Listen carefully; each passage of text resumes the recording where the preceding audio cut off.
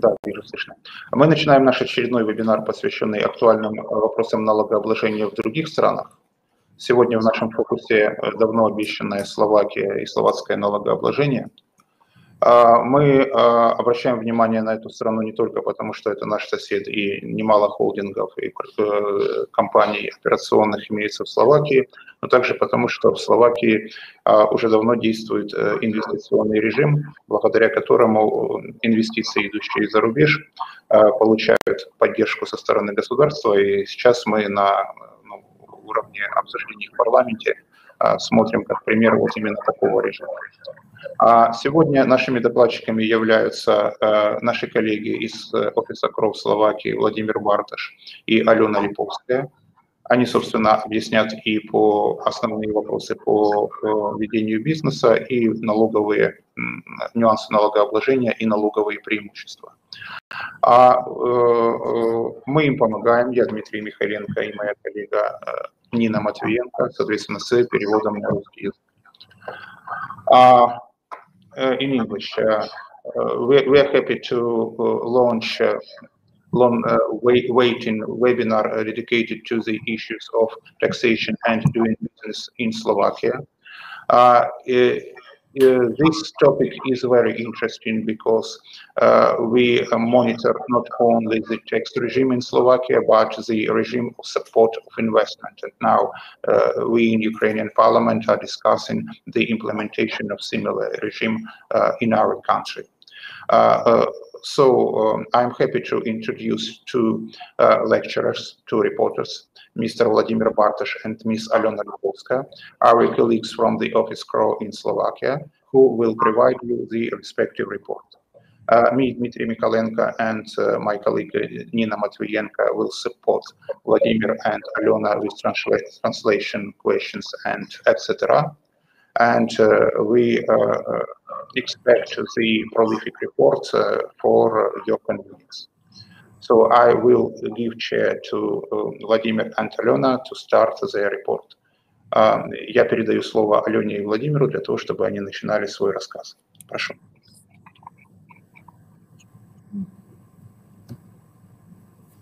Hello.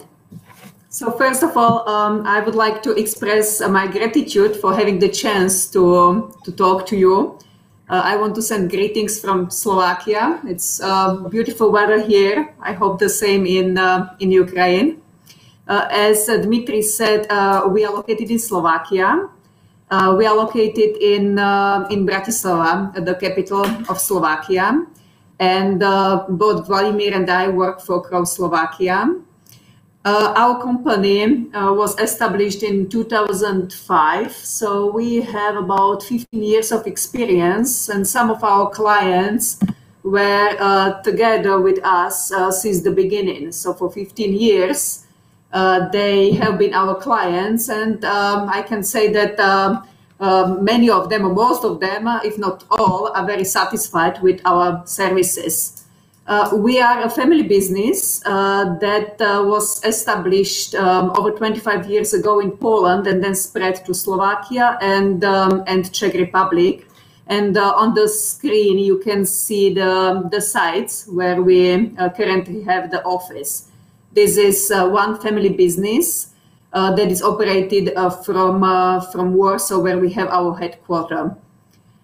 We cooperate very closely with all these sites, but besides these three countries, we are part of Crowe Global Network that I will talk later on. And this network is in 146 countries, so I can say that we can provide the consulting services or provide a link in between several countries, not only Slovakia, Poland, and Czech Republic, but in 146 countries, which is most of the world, I would dare to say. We already have some experience with Ukraine. We served with Ukraine on one due diligence project. And we also have one director of our clients. He's established now in Slovakia, but he's from Ukraine. And also many of our clients, they employ Ukrainians. It looks like it's quite popular or very frequent that Slovak companies hire Ukrainians. Alena, can we make a pause for translation? Yes. Yes. Now our audience is not only Ukraine, but our colleagues from Russia, Estonia, Kazakhstan, and Azerbaijan. And we make translation into Russia, slide after slide, in order to understand the report for Russian-speaking audience. Добрый день, коллеги. Наша партнер Алена Липовская сейчас презентовала свой офис в Словакии. Очень тесное взаимоотношения между офисами из 3 стран: Польша, Чехия и Словакия. И, скажем, головной офис изначально базировался в Вроцлаве. Сейчас компания Crowe в Словакии обслуживает массу проектов из всех 3 стран. И в отношении Украины уже сталкивались с due diligence проектом. И, в принципе, компания имеет очень хорошие отзывы от клиентов о своей работе. Далее, пожалуйста, please, Alena, continue. Yes. So I will move to the next slide. Okay.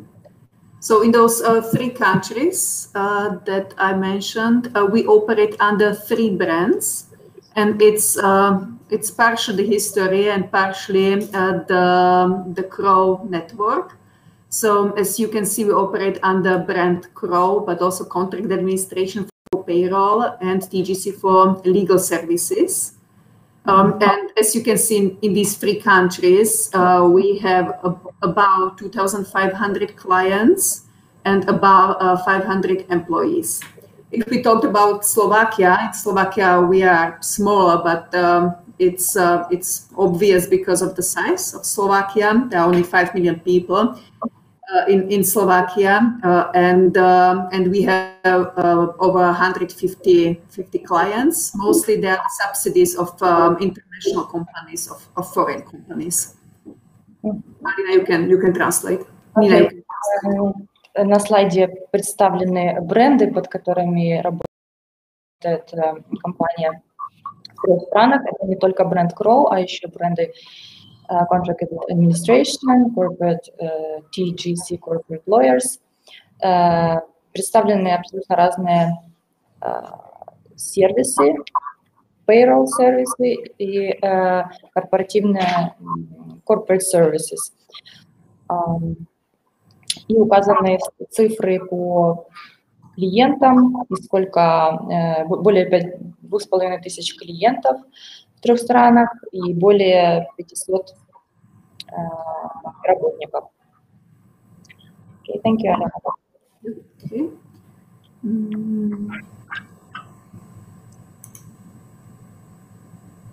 These are the services that we typically offer to our clients. And we will talk in more details about them, but I think the listeners are mostly interested in how to do business in Slovakia and what are the advantages. So we will move on to this topic and then return back to our services. But in generally, I can say that we are trying to be a long-term partner for our clients, and as I mentioned, many of them are with us since we started in 2005. We offer these services, but clients ask us for some other services, for example, establishing a bank account, etc. We try to help them with many services so that they do not have to become professional in Slovak legislation or Slovak operational and administrative things. All our services are covered by ISO. We have ISO 9001 and ISO 27000. So we are quite strong in quality of the services and also the security of the data, protection of the data of our clients. Okay.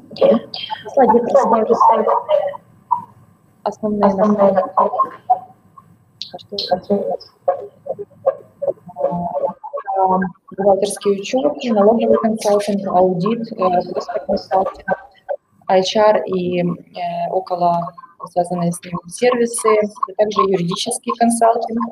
И это не исчерпывающий перечень. Компания предоставляет также иные услуги, например, открывает банковские счета также и занимается любым другим сопровождением по запросу.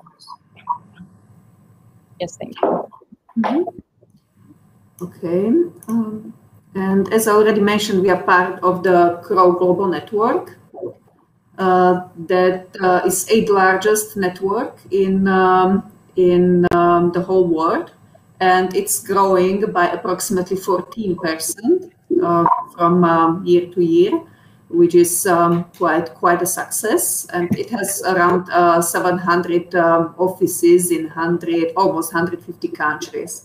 So we are very proud to be part of this network, and it's an advantage not only for us, but mostly for the clients, because many times they ask us to help them in several countries, and even though we cannot provide the information of the local legislation in other countries, we can always contact our Crowe office in other country, and they can help. So it's a huge advantage for the clients, especially those that operate in more countries. Небольшое резюме по нашей глобальной сети Crowe. Это 8-я по рейтингу, по величине глобальная сеть по юридическим и бухгалтерским услугам, которая имеет 765 офисов по миру в 146 странах. Это является очень удобным не только для нас, как участников этого бренда, а еще и для клиентов, потому что многие вопросы требуют межстрановой реструктуризации и решения вопросов не только в одной стране, но в нескольких странах. И коммуникация с нашими партнерами из этих стран является очень выгодной при обслуживании клиентов. Okay. Yes. Thank you, Nina. And since I'm assuming many of them are interested in how to do business in Slovakia, I will stop with the introduction of our group of companies or our company, and I will give the floor to my colleague, Vladimir Pertoš, who has worked for our company for 10 years. He is our tax advisor and tax partner. And he is the best person to provide you the information on how to do the business in Slovakia, and especially in the tax area. Предоставляем сейчас слово Владимиру Бартошу. Это налоговый консультант, который непосредственно расскажет о ведении бизнеса в Словакии, налогообложении и иных вопросах. Hello, so Alena, thank you for a nice introduction. I'm also happy that I can participate on this webinar today. So we will slightly switch to technical issues, to tax area and also the immigration system in Slovakia. Переходим к налоговым вопросам и вопросам иммиграции в Словакию. So we'll start with the form of legal entities which can be established in Slovakia. Here are the four types of legal entities which are very popular in Slovakia. It is the limited liability company, joint stock company, limited partnership, and unlimited partnership. We will start with the limited liability company. So it allows also foreign capital or foreign investment for limited liability company up to 100%. Share of capital is 5,000 euro and 750 euro per shareholder. And the shareholder of the limited liability company in Slovakia can be 1 or 50 natural persons or legal entities. And administration is double entry bookkeeping. Nina, I will give a word to you for translation. I can translate only the limited liability company, Yeah, right? yeah. Ну, на слайде представлены разные виды организационно-правовые формы, которых можно инкорпорировать в Словакии. Начнем с Limited Liability Company, это аналог общества с ограниченной ответственностью. Здесь указаны основные, в самой левой колоночке, основные параметры. Например, иностранный капитал полностью может быть уплачен в рамках 100% всего капитала компании. Минимальный капитал составляет 5000 евро, минимум 750 на одного акционера, участника. Количество и тип акционеров это могут быть от 1 до 50 физических или юридических лиц. И из административных вопросов нужно вести бухгалтерский учет. Это все по ООО. Далее Владимир расскажет про акционерное общество. Yes, Vladimir, you may continue with joint stock company.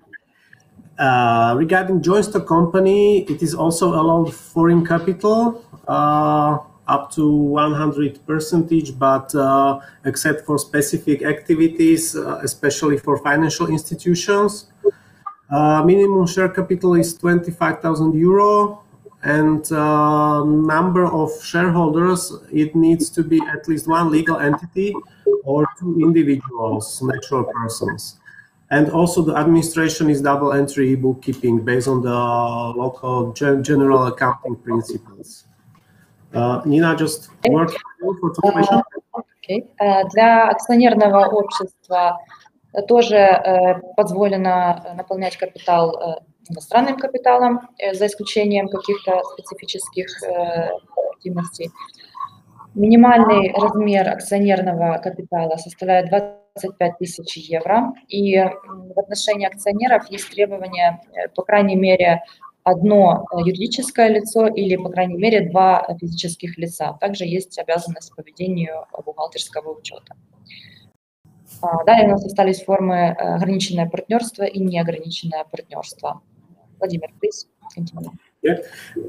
Limited partnership and unlimited partnership are legal forms without compulsory capital. So if you would like to establish these 2 partnerships, you are not obliged to invest any capital at the beginning. So minimum share capital only for limited partners in limited partnership is 250 euro, just for limited partners, and number of shareholders for both is can be also legal entity and also natural persons, limited partner and unlimited partner for both partnerships. So it is really not very often use this kind of partnership, especially, for example, they are used for kind of legal advisory, tax advisory, but for standard companies, they usually use limited liability companies or joint stock companies based on the legal advice at the beginning of the operating business in Slovakia. Mm-hmm. Vladimir, before I translate, I have one question. Are these partnerships fiscally transparent? Please, once again, if the partnerships are they corporate taxpayers, or is their profit yes, they are subject to corporate taxation as standard companies, but unlimited partners needs to tax separately. So the profits and losses which are generated in limited partnership and unlimited partnership for unlimited partners needs to be taxed by them. If the unlimited partner is foreign company, there is usually the withholding taxation for transfer of profits from Slovakia. So yes, they are subject to corporate taxation, but the way of taxation for unlimited partners is slightly different. It really depends on the provisions of article of association for these two companies, that how much profits can be distributed to limited partner and unlimited partner for limited partnership. This is very important, how it is said at the beginning. Окей. Две еще организационно-правовые формы, которые не часто используются: ограниченное партнерство и неограниченное партнерство. Нет требований по наполнению капиталом изначально, но только есть в отношении ограниченного партнера сумма 250 евро минимальная. Но, как видно, в ограниченном партнерстве могут участниками быть как юридическое лицо или физическое лицо, как ограниченный партнер или неограниченный партнер. Вот я вижу сразу ряд вопросов по... Так, уже 3 вопроса есть. И по партнерству в том числе. Лина, я вижу, что по таймингу мы можем не успевать вложиться в вебинар. Если мы вас попросим эти вопросы продублировать в форму после вебинара, а там то же самое, просто как фидбэк по результатам вебинара, мы вам ответим на эти вопросы. Да, спасибо большое. Vladimir, there are some questions here in the chat, but I have asked the participants to send via email because we are out of time. Yeah, I see. Okay, so we will answer the question after the webinar directly to the attendees. Yes. So I will shift to next slide. So Slovak tax system, I will briefly explain. There are the direct taxes and indirect taxes as standard. We have the income taxes, the corporate income taxation, and the personal income taxation, and also the local taxes such as the real estate tax if the tax resident or non-tax resident holds a real estate in Slovakia. Also the motor vehicle tax for vehicles which are registered under the Slovak plates. And what is very important between Slovakia and Ukraine, we have the double tax treaty number 173 to avoid double taxation. Regarding indirect taxes, there are standard value-added tax and excise duties on mineral oil, on alcoholic beverages, tobacco products, electricity, coal, and natural gas. Базовая налоговая система Словакии, она схожа с украинской налоговой системой. Есть налог на прибыль, налог на доходы физических лиц и есть местные налоги. Налог на недвижимость, налог на транспортные средства и иные местные налоги. Также существует, как, возможно, вам известно, и Конвенция об избежании двойного налогообложения между Словакией и Украиной. Присутствует из непрямых налогов НДС и акцизы. Перечислено на что? На алкоголь, табак и прочее. Thank you. Yeah. So we'll start with the corporate income tax. Very briefly, tax rate since 2020 is 15%, but for companies which have turnover not preceding 100,000 euro. For all other companies, the tax rate is 21%. Yeah, for those whose turnover exceeding 100,000 euro. Tax period can be followed by calendar year, it is standard. And if you would like to switch to financial year, you just need to submit announcement to Slovak tax authorities just to apply this financial year, end of the calendar month. Yeah, it is the standard financial year. And few years ago we had a minimum value of tax, but since 2019 it was cancelled. So now there is no minimum value of tax for sleeping or for dormant companies in Slovakia. Окей. По налогу на прибыль есть прогрессивная, да, шкала для оборота, который не превышает 100 тысяч евро в год. Применяется ставка 15%, и для всего оборота, который, я так понимаю, что если оборот компании превышает 100 тысяч евро, то ко всей прибыли применяется ставка 21%. Налоговый период, календарный год или финансовый год, наверное, который не совпадает с календарным. И требований по минимальной сумме налогов нет. Okay, thank you. Yep. Next slide. Deadline for submission of the corporate income tax declaration and the payment of the tax, corporate income tax. The general deadline is up to 3 calendar months following the last day of the tax period. If it is calendar year 2020, the deadline is 31st of March 2021. And there is a possibility to extend this deadline by submitting of announcement to respective Slovak tax office, and this deadline can be extended up to 6 months. Yeah, so if the local company submitted this announcement by 31st of March, the next deadline would be 30th of June the next year for submission and payment of the tax.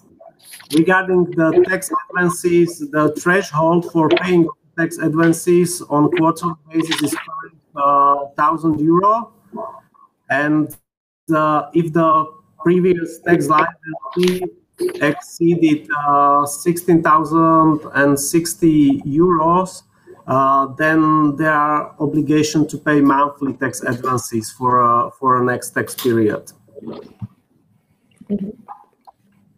Дедлайн для подачи декларации по налогу на прибыль и уплаты налога в течение 3 месяцев с даты последнего налогового периода. И по определенным причинам такая дата, этот дедлайн для подачи декларации может переноситься в течение следующих 3 или 6 месяцев.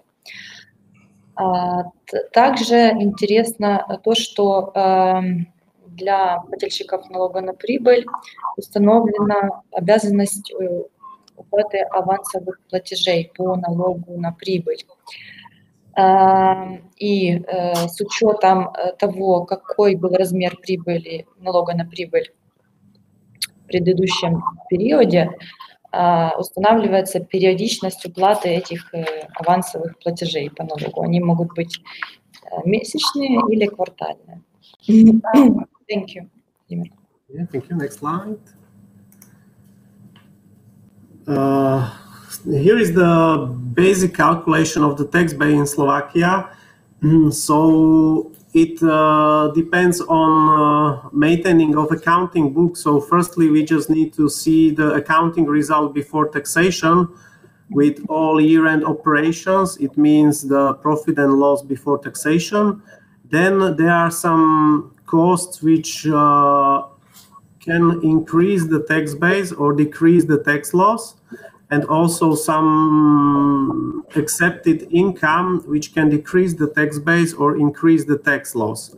Then there is a possibility to utilize the tax losses from prior tax periods, also elimination of taxes paid abroad based on the double taxation treaties between Slovakia and Ukraine, and then it is the tax base and tax liability. So tax base multiplied by tax rate, it comes to tax liability, and this tax liability is basis for calculation of monthly or quarterly tax advances for future tax period or next tax period.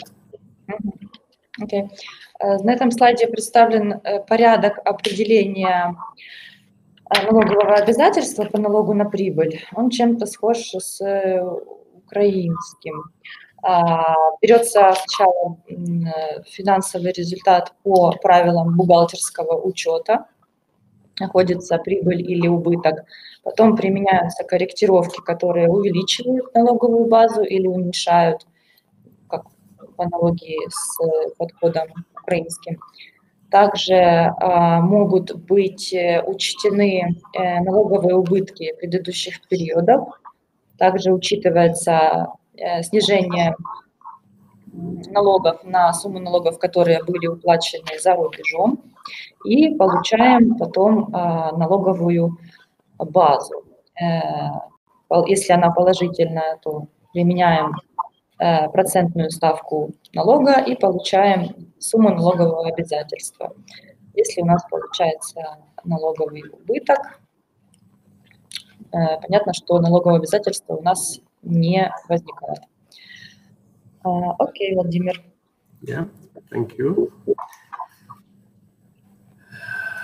So, tax losses. We already mentioned that there is possibility to utilize tax losses from prior tax periods.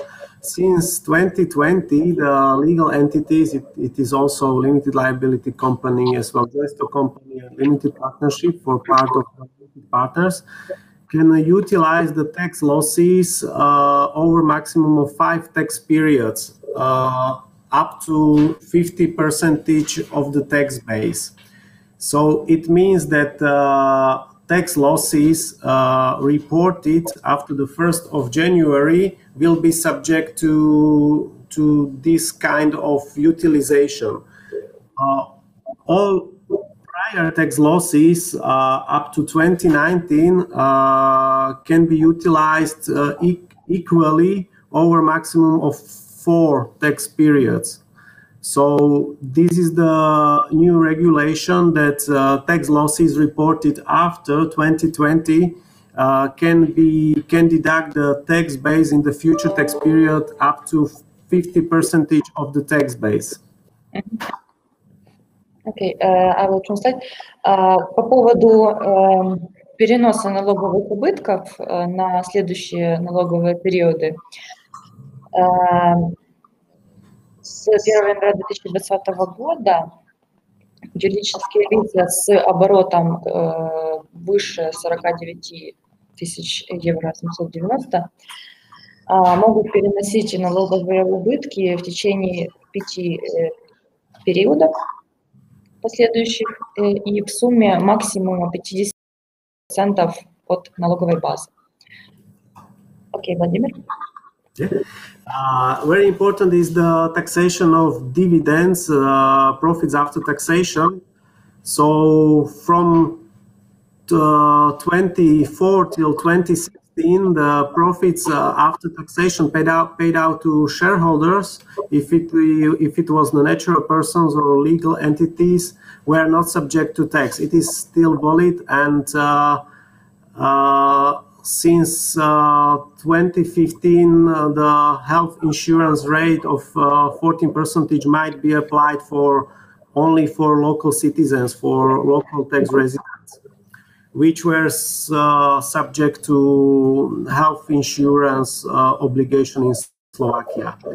The profits generated for 2017 and later profits are still not subject to taxation, excluding the jurisdictions which we do not have double tax treaty. So if there are some structure, for example, with Panama or some kind of jurisdiction, the withholding taxation for profits after taxation might be 35%.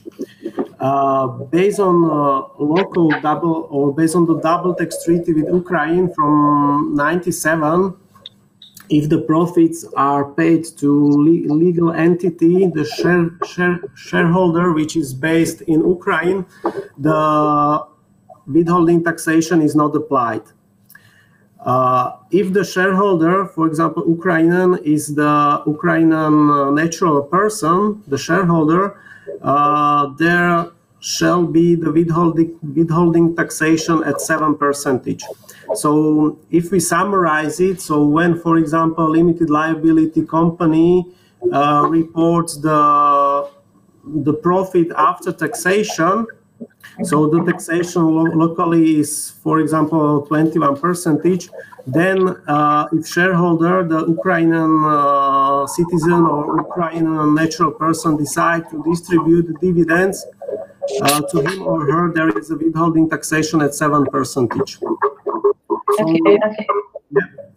Vladimir, have I heard you correctly that if the shareholder is a legal Ukrainian entity, there will be no withholding taxation? Yeah, it is correct. Yeah, only if it is Ukrainian citizen or Ukrainian natural person. Yeah, the shareholder. Because under a double tax treaty, it is 10%. But if it's there's no withholding taxation requirement of national legislation. Yes, we do not use the convention. Okay. По поводу обложения выплаты дивидендов. По налоговым периодам, если выплата дивидендов за периоды с 2004 по 2016 годы из словацкой компании в пользу физических лиц или юридических лиц не подлежит обложению налогом на репатриацию. Прибыли, начиная с 2017 года, которые были обложены по законодательству Словакии, которые выплачиваются в пользу тех юрисдикций, с которыми не заключена конвенция об избежании двойного налогообложения со Словакией, они будут облагаться у источника по ставке очень большой, 35%. С Украиной Словакия заключила конвенцию, и по конвенции ставка составляет 10% для всех случаев выплаты дивиденды. Однако, согласно внутреннему законодательству Словакии, если акционером словацкой компании является юридическое лицо, налог на репатриацию не возникает вообще, потому что нету такого требования по национальному законодательству Словакии.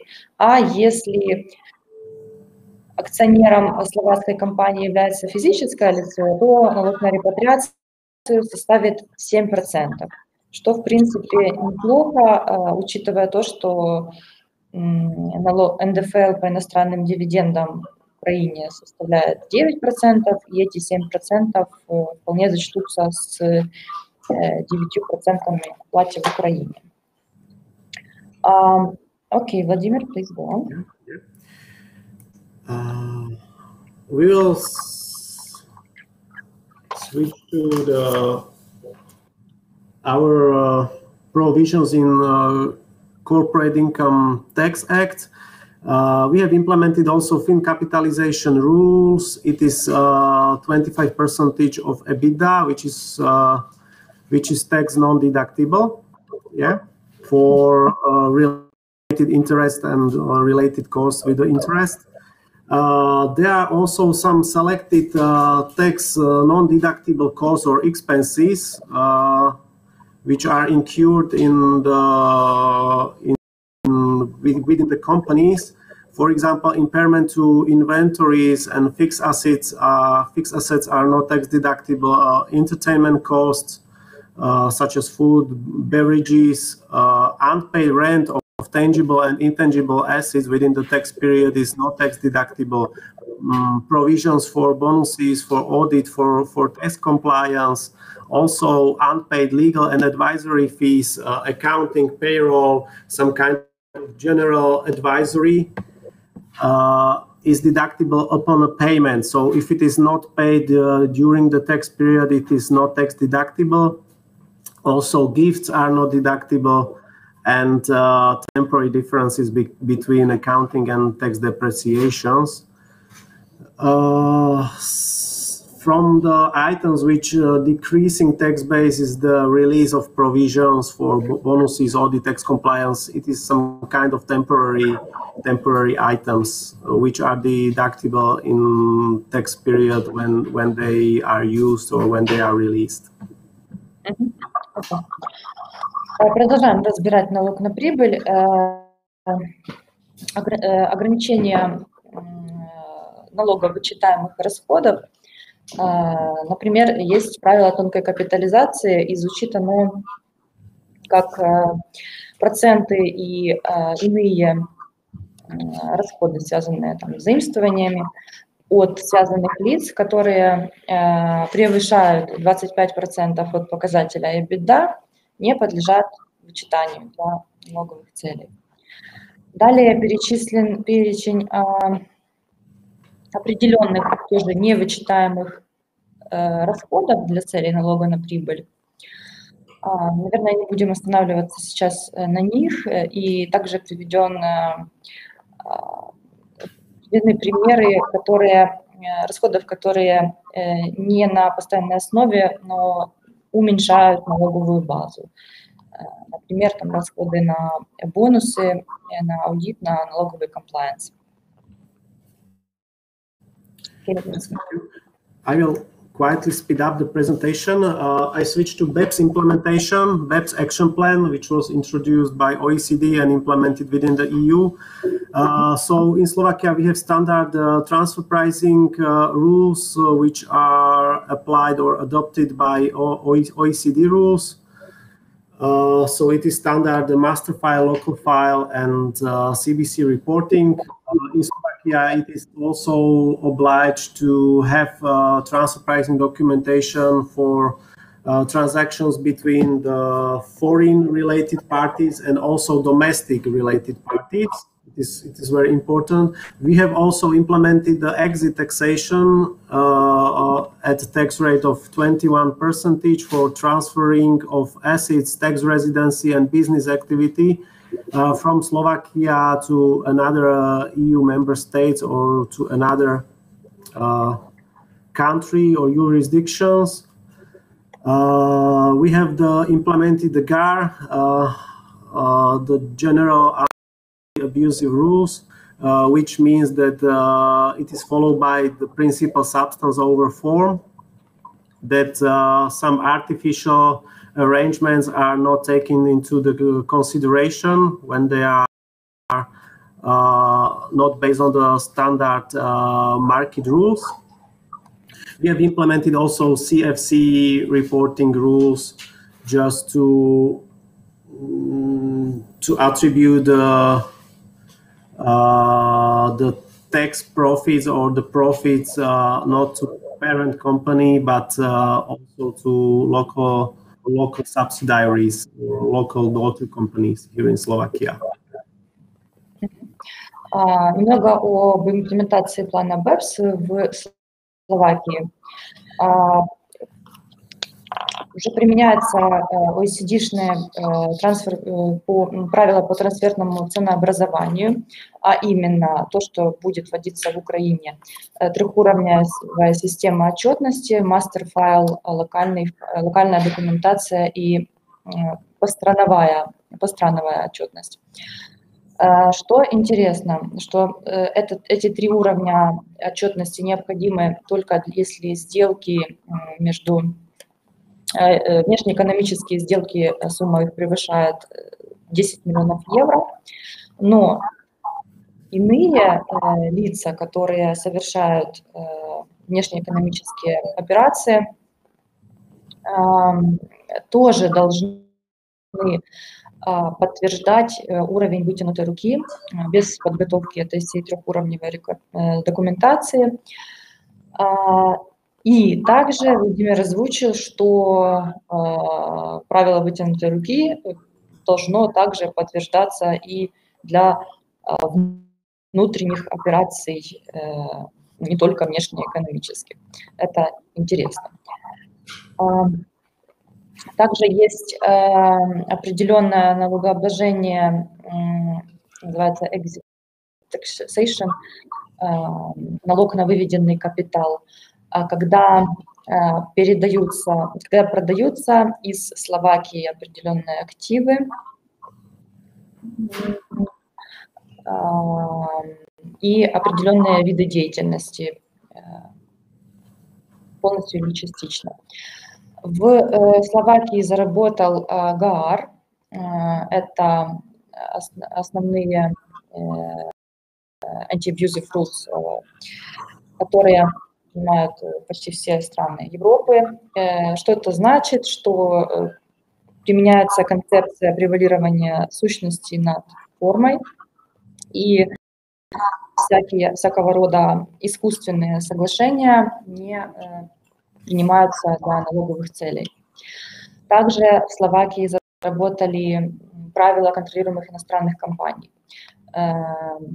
Они работают таким образом, что доход низконалоговых дочерних компаний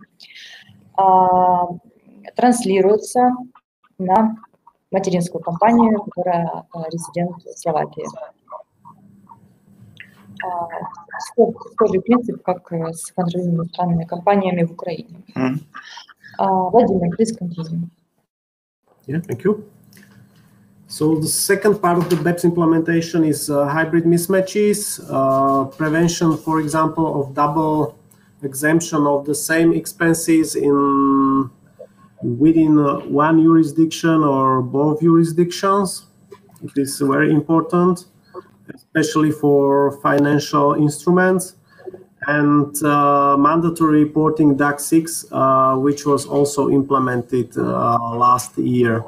That also auditors and tax advisors are also obliged to announce such cross-border arrangements, which might bring on some tax advantage of the taxpayers and avoid the taxation here in Slovakia or somewhere else. Да. Также в Словакии имплементирована уже директива DAC 6. Она означает, что налоговые консультанты, аудиторы должны оповещать контролирующий орган о предполагаемых схемах агрессивного налогового планирования. Также работало правило гибридных несовпадений, когда разные страны один и тот же доход квалифицируют по-разному. И для того, что это правило вводится для того, чтобы избежать двойного вычитания расходов. Okay. Vladimir, I have a question related to BEPS. Don't you have, now in Ukraine we are implementing BEPS, and a month ago have adopted the respective laws. And inter alia, it contains so-called assumed dividends, that is out of market purchase or sell to a related party abroad can be represented as dividends and will be taxed as dividends distributions. Don't you have such a thing in Slovakia? It is a question of a client. I think no. It really depends on the principal substance over form. What is the main aim of the transaction? If it is sale of the business or sale of the shares, then it might have all the attributes and all the characters of sale of the share. If it is the dividend distribution, it also is only the right of shareholder just to distribute the dividends. But we usually have such a provision for artificial arrangements. So it is related with GAR, and it is related with the substance over form principle, indeed. Understand. So GAAR would be the vehicle for resolution of such issues. Understand. Сейчас Дмитрий уточнял Владимира вопрос по поводу того, ввелись ли в Словакии понятие так званых конструктивных дивидендов. Потому что в налоговый кодекс в связи с имплементацией плана БЭПС такое понятие было введено. И получили ответ, что на самом деле определять, есть ли конструктивные дивиденды как составляющие той или иной сделки, ответом будет именно ГААР, то есть сделка будет оцениваться на предмет ее экономической сущности, да, превалирование сущности над формой, да. Юридической формы. Поэтому будет использоваться ГААР для ответа на этот вопрос. Чего у нас нет? У нас таки ГААР не ввели, кроме критерия деловой цели. Okay. So I will continue with the latest tax developments in Slovakia, which were introduced by Slovak government 2 years ago. So first thing is IP patent box, the exemption of the income up to 50%. So it was implemented since 1st of January 2018. The tax regime called patent box. I don't know if you have something similar in Ukraine, which provides the tax exemption on income from consideration of granting the right to use the using of protected patents, utility models of software. But the most important condition is that this kind of intellectual property needs to be created by the taxpayer on its own development activities in Slovakia.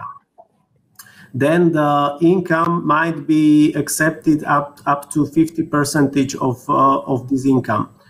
And this also applies to sale of products which has been manufactured from protected patent or utility model created by the taxpayer in Slovakia. So Slovak government started just to motivate companies to create more intellectual property and just to have some tax reliefs in this field of R&D costs as well.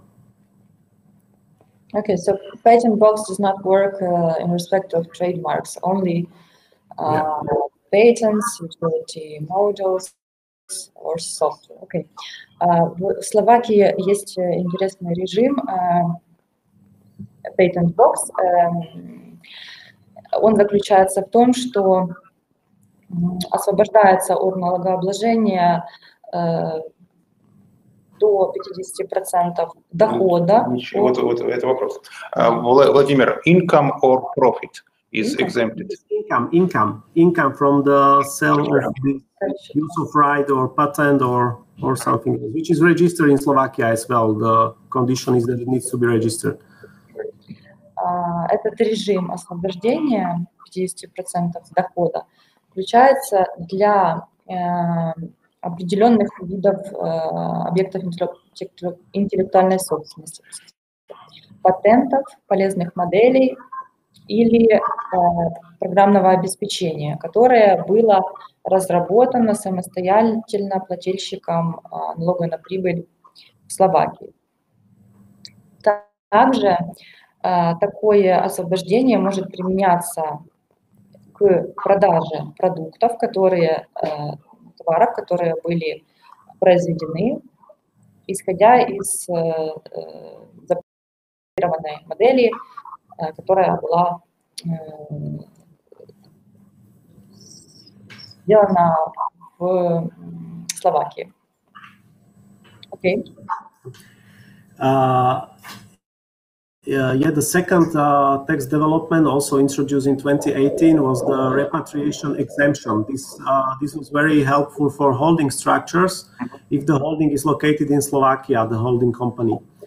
And based on these free conditions, sale of the shares of the holding company in Slovakia might be accepted from from corporate taxation. So these three conditions are direct share at least 10%, continuous holding of shares at least 24 calendar months, so and also performance of substantial functions and decision-making powers, personal and material equipment in Slovakia. So it is not applied only for holding companies which are only established without any personal or any material equipment. So the holding company in this meaning means that it needs to be fully manageable from territory of Slovakia, this holding. В Словакии есть такой режим repatriation exemption, в других странах он называется participation exemption. Это режим освобождения от участия. Он заключается в том, что если словакская холдинговая компания владеет долями в дочерних компаниях, то при определенных условиях продажа таких долей будет освобождаться от налога на репатриацию. И вот условия для такого освобождения – это прямое владение как минимум 10% дочерней компании, непрерывное владение долями на протяжении как минимум 2 лет и внесение функций принятия управленческих решений, наличие материального обеспечения на территории Словакии. Что это значит? Что такая словацкая холдинговая компания должна иметь определенный уровень собственности для того, чтобы воспользоваться этим освобождением. Okay? Mm-hmm. And the third tax development is super deduction of the research and development costs. Then since 2020, taxpayers can deduct the research and development costs from the tax base of 200%. So previously, from 2018 and 2019, it was 100%, but since 2020, it is 200%. So it is double. It should stimulate the company to invest in research and development in Slovakia. It also needs to be registered in Slovakia, this kind of patent or some kind of research and development activities as well. So there are conditions which needs to be met just to apply this. Mm-hmm. But I think for big companies which intend to do the research and development, I think it is good tax relief in Slovakia. Does it cover fundamental researches and inventions, or also the creation of software? It should also. It is related only for. Not only for intellectual property, but also for manufacturing of productions, of products, and some patents for in industry especially. Mm-hmm. I understand. Industrial patents. Mm-hmm. В Словакии также применяется такой режим, как двойной вычет расходов на научно-исследовательские разработки. Да, super deduction, так называется. Да, super deduction, это значит, что из налоговой базы плательщика налога на прибыль вычитается двойной размер расходов на научно-исследовательские цели. Okay. Вот, да, но это не софтвер, это именно промышленная собственность. Да, промышленная собственность. Угу. Но по софтверу вы видели льготу выше, 50% дохода. Угу. So, we are moving forward. Yeah, okay. So personal income tax, very quickly, the tax rate is progressive, 19% for tax base not exceeding 37,000 euros. And 25% from the tax base exceeding this amount. Tax period is solely calendar year for personal income tax, and minimum monthly wage based on employment contract, standard employment contract is 580 euro in Slovakia. Is it with taxes or taxes above? Is it covers the social mandatory contribution, or they are levied extra to the? These are levied extra. This is the tax which is paid by employee, but from employers' side, the employers pay 35.2% from the brutto salary, from the monthly wage or monthly salary of the employee. So 35% is paid by employer, and 13.4% is paid by employee of social health insurance together. Okay. Касательно налога на доходы физических лиц действует прогрессивная шкала. Для доходов, не превышающих 37 163 евро, применяется ставка 19%. Для превышающих сумм применяется ставка 25%. Расчет по итогам года. И минимальная заработная плата работника составляет 580 евро, и плюс на эту сумму работодатель начисляет еще социальные отчисления в социальные фонды примерно 35% сверху. Okay, Vladimir? Yeah. We will shift to the VAT implications or VAT regulation in Slovakia. So for domestic companies or for domestic VAT taxable persons or taxable person, there is a threshold 49,790 euros. For these domestic persons, taxable persons are obliged to register for VAT if they reach this threshold, and threshold is not applied for foreign companies. If foreign company, for example, Ukrainian company is doing some taxable activities in Slovakia, we recommend just to analyze the type of activity and if it is necessary to register in Slovakia for VAT. If there is some taxable activity in Slovakia from the foreign companies or foreign persons. So this is the threshold for domestic companies. For distance selling directly to the final customers, to individuals, it is 35,000 euro. And for delivery of the goods from another EU member state, it is 14,000 euro. Да, давай я тебя подменю. Значит, это слайд об НДС.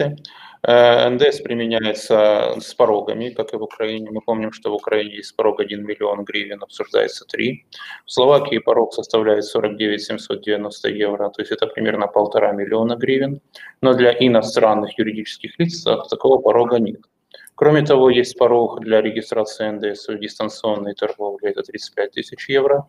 И, наконец, для того, что порог 14 тысяч евро для регистрации лица для целей НДС для покупки товаров из другого государства Европейского Союза. We can move forward. Yeah, thank you.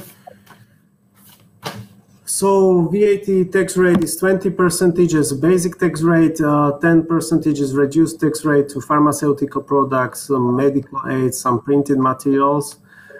We have implemented since 2020 the special rules for call of stock for domestic companies which transfer goods to call of stock which is located abroad in another EU member state.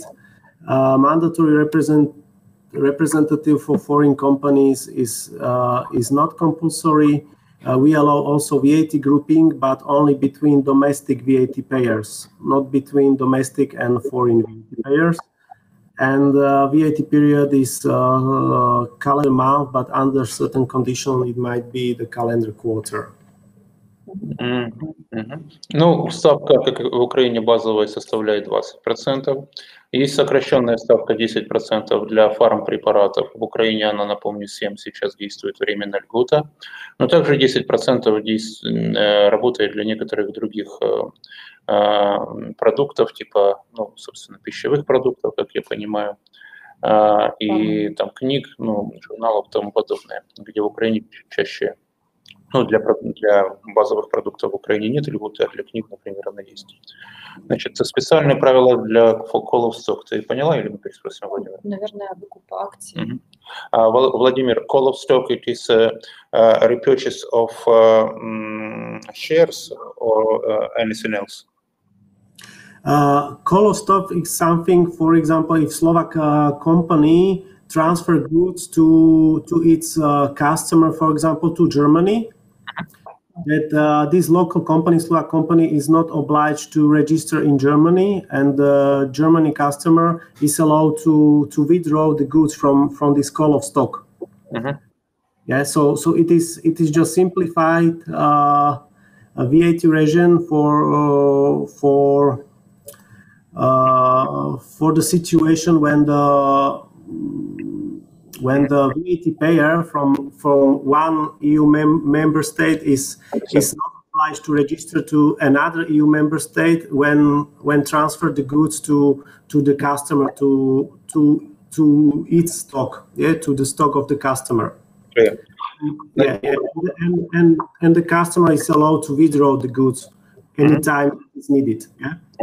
Ну, у них есть специальные правила, работающие для Евросоюза, почему нам в Украине оно неизвестно, да, для перемещения товаров между странами Евросоюза, поэтому мы идем дальше.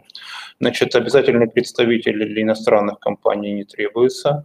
Значит, есть правила, которых в Украине нет о групповом взимании НДС, но оно работает только для словацких компаний, то есть внутри страны, но не для группировки иностранных и локальных компаний.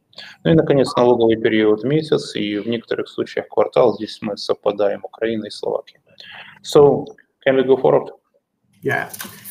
So VAT deadlines regarding VAT reporting, it is still 25th day of calendar month. In Slovakia, we are usually submitting 3 VAT declarations. It is VAT return, VAT ledger. It includes report of all transactions, usually by invoices. For example, the outgoing invoice needs to report also the number of the invoice, date of taxable supply, VAT number of customer, and tax base and VAT paid. Yes, so it is VAT ledger, and the third one is the EC sales list. It is for transfer of goods from Slovakia to another EU member states, and the deadlines for payment and also submission is 25th of day following the reporting period, the reporting calendar month. Ну, короче говоря, поскольку Словакия работает внутри европейского сообщества, где правила усложнены сосуществованием систем НДС в разных странах, в итоге они сдают 3 формы отчетности. То есть первая налоговая декларация, наиболее близкая нам, дедлайн 25 число. Потом так называемый VAT Ledger, который подается для того, чтобы видеть все поставки налогооблагаемые и налогоучитаемые, чтобы препятствовать злоупотреблениям НДСом. Ну и, наконец, словацкие компании, которые продают в другие страны Евросообщества, еще подают ES Sales List, чтобы, соответственно, дать вот такую еще информацию. We can go forward. Yeah. So we'll follow with the immigration system in Slovakia for inbounds. Usually their third country individuals are generally obliged to obtain a work permit, which is given by foreign police department, and temporary residence as well. Temporary residence for purpose of business is usually granted for maximum of 3 years, and temporary residence for purposes of employment shall be granted up to 2 years with possibility to prolong to another for another 2 years. So these are the obligations for individuals. I will give a word to you also for Ukrainian citizens as well, which would like to work in Slovakia. Касательно системы иммиграции в Словакии, она отдельно для так называемых экспатов и резидентов третьих стран, кроме Швейцарии. Для резидентов третьих стран физические лица должны получить временный вид на жительство и разрешение на трудоустройство. Временный вид на жительство для целей бизнеса предоставляется на максимум на 3 года. Временный вид на жительство для целей трудоустройства предоставляется максимум на 2 года. И далее может пролонгироваться тоже на максимум 2 года. Окей, Владимир? Yeah. In practice, we usually encounter with 3 scenarios how the Ukrainian staff or the individuals from third countries can work in Slovakia. First scenario is local employment contract sponsored by Ukrainian entity established in Slovakia. So employees will be under Slovak employment contract and governed by the Slovak payroll by the entity established in Slovakia. So for example, Ukrainian company would establish a branch office in Slovakia. So employee in this case, for example, so for kind of construction works in Slovakia, which are longer than 2 months or 3 months, the employee needs to get a single permit. It is some kind of combination of work and residence permission, and this process takes from 5 till 7 months, based on our experience. So this is the first scenario. The second scenario is local employment contract, which is sponsored by the customer in Slovakia. So if, for example, Ukrainian company would conclude a contract with a Slovak customer, for example, for construction works, there is a possibility that these employees will be under Slovak employment contract and Slovak payroll by the customer of Ukrainian entity. This also applies the single permit, which is also the combination of work and residence permit, and the process takes the same time. It is from 5 till 7 months just to arrange it. And the first scenario is intra-company transfer sponsored by Ukrainian entity established in Slovakia. It means that assignee may remain on Ukrainian payroll and Ukrainian employment contract would be sent to Slovakia for assignment. Under this scenario, Ukrainian entity has to establish business entity in Slovakia. Anyway, it is usually the branch office or limited liability company because this assignee needs also to get so-called intra-corporate transfer permit, and this usually applies to some specialists, to managers within the company, and all this process to get all permissions takes 6 till 7 months. Vladimir, when you are speaking of a branch, do you understand it correctly that it may be a permanent establishment of a Ukrainian entity in Slovakia? Yes, but branch office is some kind of meaning of legal law. So it is for legal purposes that you need, for example, just to get this permission to have some kind of branch office in scenario 1, for example. Just to get permission within the Slovak company. It can be a limited liability company, so the subsidy of Ukrainian company, or branch office. And the permanent establishment is a term of taxation, of corporate taxation. So in practice, you can have branch office, but you cannot, you do not have to have the permanent establishment for tax purposes. Okay. Yes, so it is just one branch office is meaning of the the commercial law, and permanent establishment is usually source of taxation here in Slovakia if it is created or if it is created, yeah, because it creates based on the activities here in Slovakia. Ну, первое, что нужно сказать, это то, что в Словакии предусмотрено единое разрешение, которое является собой комбинацию разрешения на трудоустройство и вида на жительство. И для описанных сценариев первого и второго получается именно такое единое single permit, единое разрешение.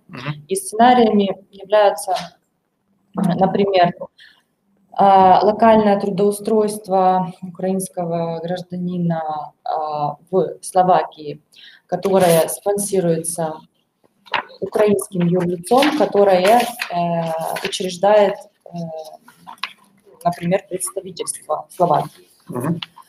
По сценарию 2 тоже трудоустройство украинского гражданина в данном случае у клиента украинского предприятия в Словакии. По обоим сценариям длительность получения этого единого разрешения длится от 5 до 7 месяцев. И по сценарию 3 это называется так называемое и внутреннее перемещение внутри одной компании, спонсируется украинским юрлицом, которое тоже, например, может учредить дочернее предприятие в Словакии. Дочернее предприятие или представительство. И по этому сценарию не получается вот это единое разрешение, а получается иной тип разрешений, называется внутренний корпоративный перевод. Разрешение, да, внутреннее перемещение, да, разрешение на него. И немножко длительнее процесс, 6-7 месяцев занимает. Окей, например. There is also possibility that work and residence permission is not needed. This applies only for assignments up to 90 calendar days. And this is the first condition, that assignment needs to take up to 90 days. The second is that on basis of business contract, the assignees will secure delivery of goods or services, or deliver such goods or services, or carry out installation works, warranty services, and repairs related to system setup of production facility. So it is some kind of auxiliary character of the activities done in Slovakia. Programming work or professional training and employment relation or secondment does not exceed 90 days in one calendar day. So if the activity is done for these reasons, it is not necessary to have work and residence permit. So these two conditions needs to be met, and also there is the third conditions that foreigner cannot travel to any Schengen country during last 180 days period. So it is also necessary that to follow also this third condition, to do not have a work and permanent work and residence permit in Slovakia for these 90 days. Для граждан Украины, как и третьих стран, существуют возможности для того, чтобы для неполучения, да, этого единого разрешения или разрешения на трудоустройство и вида на жительство. И такое разрешение не требуется только для определенных видов работ, которые не превышают 90 календарных дней. Ну, грубо говоря, если отправляется работник на какое-то здание, на какой-то проект определенный Вот здесь вот описаны случаи, какие это проекты могут быть. И все условия будут соблюдены, и срок до 90 календарных дней будет также учтен. Не нужно будет получать такому работнику разрешение на трудоустройство и вид на жительство. Окей. Yeah. Thank you. So it is all from the technical text issues. I will just very briefly go through our services within the other service lines, what we are providing. Accounting, outsourcing, it is financial accounting, IFRS reporting, financial analysis, planning. We are able just to set up the financial reporting based on the client's needs, business plans, comparison of budget and the financial result, and analysis on optimization of financial and accounting processes. So this is done by Zuzana Melicherikova, our accounting manager within the Slovakia. I will go further, and then you can comment, because it is very just for your view. Tax advisory, it is done by me. Usually it is tax compliance, tax diligence, assistance with tax structure, and also transaction advisory. We are doing transfer pricing projects, and also advise on tax declarations and tax optimization. So it is done. Can I translate in short? Значит, в этой части Владимира представляет сервисы, которые могут быть оказаны Crowe Словакии. Он начал с того, что существует подразделение аутсорсинга в бухучете. И также следующее – это налоговый консалтинг, который возглавляет лично Владимир, наш докладчик сегодня. Владимир, could you go further? Yeah. Apologies.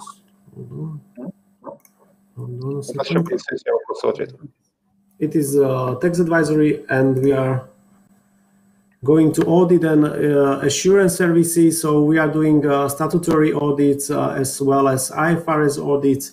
We are assisting for due diligence project as a financial part of the due diligence, SOX audits, assistance with M&A structures, as well as mergers. There is a big influence of independent auditor since last year for local and foreign mergers, and also IFRS advisory. And my colleague Daniel Shalamun is responsible for leading of audit practice in the Crowe Slovakia.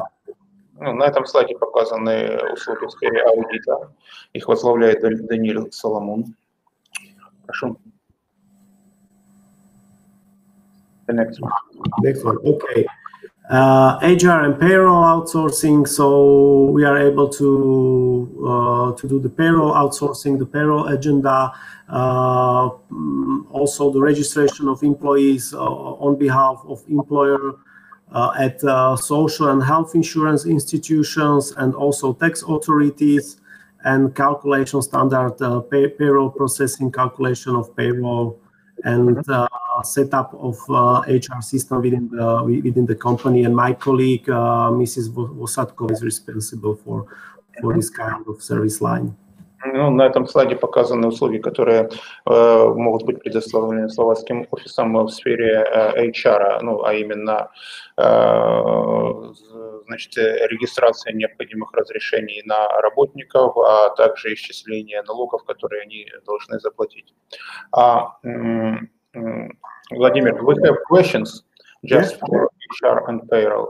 The question is as follows. Our audience have heard from this presentation that you have quite pretty tax benefits for the R&D researchers. And the question is whether you have some similar benefits for the employees which are working in a scientific area, for instance, in R&D. And if yes, what are the benefits? What are the increased rates, if any, do you have in Slovakia for such kind of occupation? If we have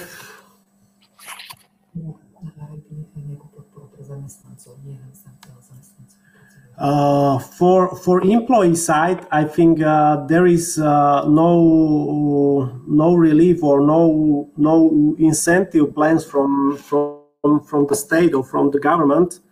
So it really depends on the business activity of employer, how the employer can motivate the staff from financial point of view. So usually there are, regarding R&D R&D costs, usually there are some tax reliefs in exception of deductibility of these costs, but for employees there are no any tax reliefs as such. Окей. Нет, к сожалению, нету налоговых льгот для работников, которые заняты в сфере науки, R&D, researches, and so on. Vladimir, can I pose the next question, which we have? Two questions are related and dedicated to some somewhat comparison between Cyprus and Slovakia. Yeah. The first question is as follows. First part of question: whether Slovakia has CFC legislation? Yes, we have seen it. Yeah. And next part of the question: whether Ukrainian citizen permanently lives in Slovakia and has power of attorney for full governance of Cypriot trading company, whether it creates permanent establishment of this Cypriot company in Slovakia or not. I can repeat: Ukrainian citizen permanently lives in Slovakia. Yes, I understand that Ukrainian citizen is living in Slovakia and has power of attorney to act on behalf of Cyprus company. So, based on our understanding of latest tax developments and OECD guidelines to the existence of permanent establishment in Slovakia, I think yes. If the power attorney enables this person to act on behalf of Cyprus company and negotiate the contracts on behalf of Cyprus company, I think it might trigger the permanent establishment of Cyprus company here in Slovakia. From my opinion, based on my opinion, also the Home Office also creates a permanent establishment of foreign company here in Slovakia. So I think that yes. So we have the same in Ukraine now. Значит, Владимир подтвердил, что в Словакии, да, существуют риски. Если украинский гражданин живет постоянно в Словакии, имеет доверенность на полное управление киприотской компанией, это создает риски признания данной словацкой компании постоянным представительством, скажем, деятельности данного гражданина постоянным представительством киприотской компании. Это базируется на рекомендациях, соответственно, ОСР и евродирективах. В Украине, получается, похожие риски возникли вследствие последних законодательных изменений. More general question related to Slovakia and Cyprus. Can you comment what in Slovakian legislation or tax benefits, for your opinion, is more favorable if compared with Cyprus legislation?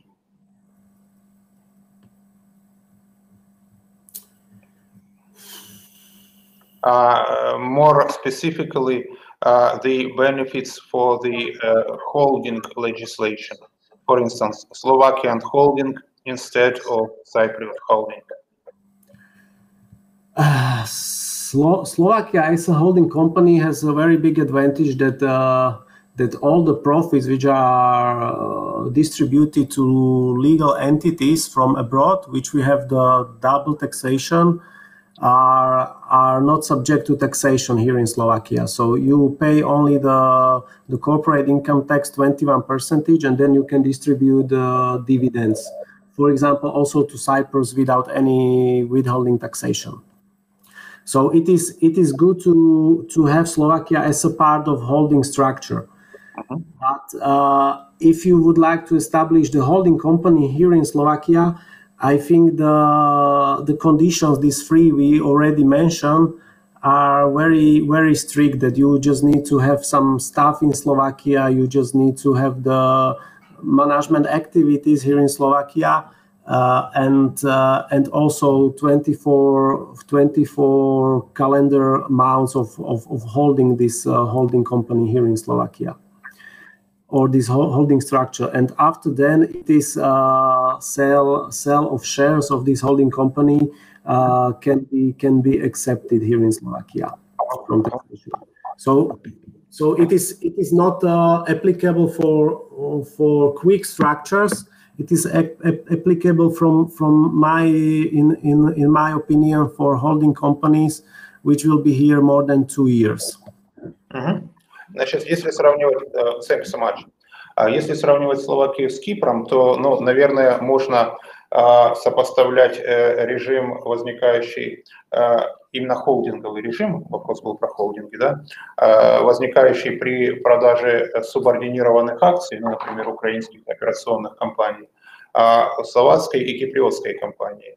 И Владимир говорит, что, в принципе, Словакия тоже может получить льготу при продаже данных акций, но в отличие от Кипра это не произойдет моментально, поскольку их Participation Exemption Rule работает при условии владения не менее чем 2 годами.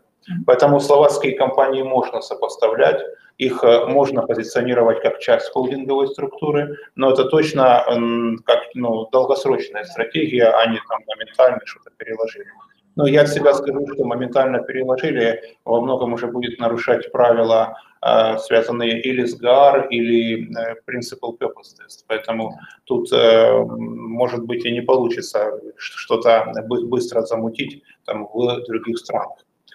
Vladimir, thank you. I have added that the quick solutions may be combated by the either GAR rules or principal purpose tests. Therefore, maybe it is not obvious whether Slovakia with long-run decision is worse than, say, Cyprus with short-run. Yeah. And two more questions related to registrations of the company and bank accounts. The first question, can Ukrainian citizen register Slovakian company online without legal address? Ukrainian company established, but I know that it is very difficult from people from third states to establish a bank account, and especially for business purposes, as a business is establishing the bank account in Slovakia, because most of the bank which are not only online needs to go through KYC procedure just to establish the bank account of the foreign company, especially from third country. So I think it might be a problem for standard banks here in Slovakia, because they are also proving the ultimate owner and so on, and KYC procedures as well. Also the anti-money laundering procedure. So it is not easy, but for standard bank, I think it might be a problem to establish it online. Thank you so much. Ну, с банками может быть не просто взять и открыть счет без присутствия ЕГО, поэтому это должно обсуждаться отдельно. Владимир, thank you so much. Nina reminded me that we have timing, and now we out of our time limits now. We are grateful to our audience for lots of questions they prepared for this webinar, and we for sure, if you do not mind, will share this question and your presentation in order for a direct communication between the audience and you. And this is, as I understand, the last slide, which shows your clients. Yeah, it is our reference of our clients. So we are also very happy that we could participate on this webinar, and I hope it will be helpful for Ukrainian companies and people who would like to get some professional advice on Slovak market. Yeah. So we are very helpful, and we are prepared to help them. I'm confident that it is helpful. Thank you so much once again. You're welcome. Have a nice day. And коллеги, мы благодарим наших спикеров сегодня и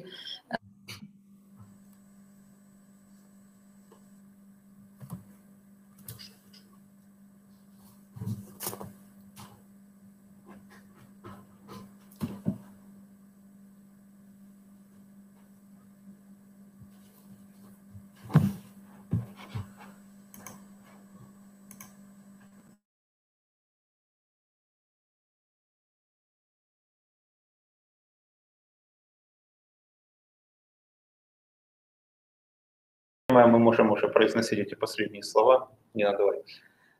Да, мы немножечко зависли. Благодарим участников и спикеров. И я хотела сказать, что до вебинара мы также получили ряд вопросов от регистрантов. Мы эти вопросы перевели на английский и направим нашим спикерам, и заодно сделаем introduction вас с ними для прямой коммуникации. Если вы не возражаете. Если вы возражаете, пожалуйста, но поставьте все вопросы, которые вы задали, будут отвечены. И также те, которые в чате, прошу протранслировать. Один сложный вопрос, да, который мы просили отдельно задать. Продублируйте их в форме, в которую вы увидите после вебинара. Спасибо вам большое за ваше время. До свидания.